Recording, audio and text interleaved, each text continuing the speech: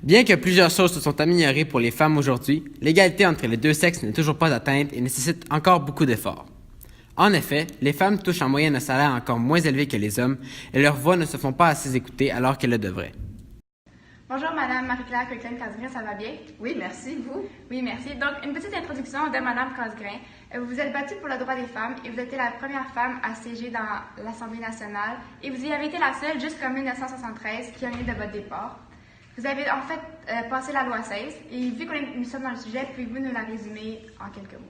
Je dois avouer que c'est un de mes plus beaux accomplissements quand j'ai siégé à l'Assemblée nationale. Donc, la loi 16, en gros, ça libère les femmes de leur incapacité juridique.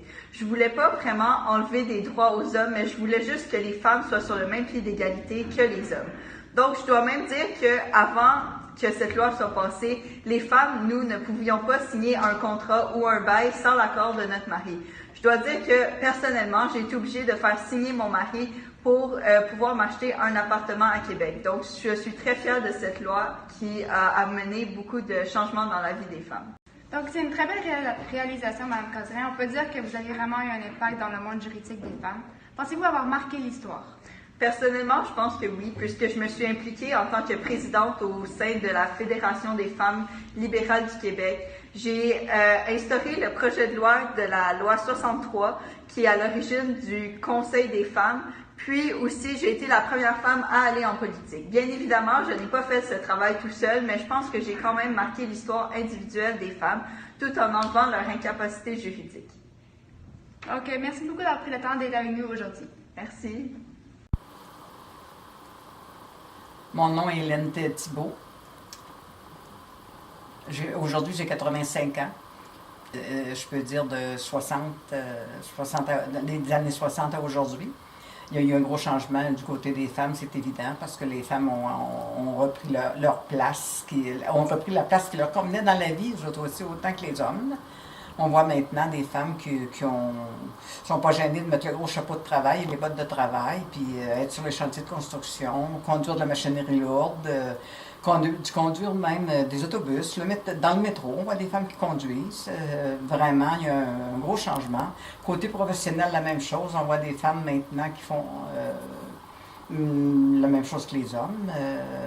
On voit des médecins, on voit plus même des femmes que les hommes.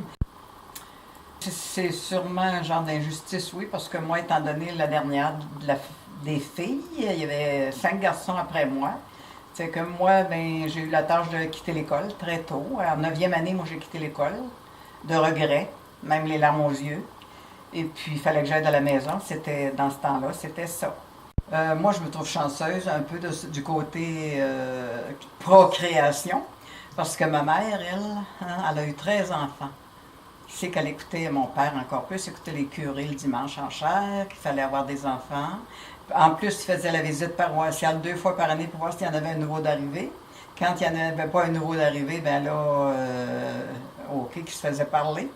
Moi, rendu à mon temps, c'était plus ça du tout. On a commencé à laisser les curés de côté et penser que c'était notre santé, dont ma mère a pu jamais prendre soin de sa santé. Nous, on a pu en prendre soin. On a limité ça à 3 enfants dans mon couple et puis nous sommes très heureux aujourd'hui. Puis à 85 ans, j'ai encore une très bonne santé et je n'écoute pas les curés. Oui, moi, il faut dire que j'ai été un peu chanceuse parce que quand je suis arrivée à l'âge de voter, déjà, j'avais le choix parce que mon père était dans l'organisation et puis c'était très important, toute la famille qu'on aille voter, puis même tôt le matin. Il ne fallait pas attendre le soir, il était trop nerveux, il fallait y aller même le matin.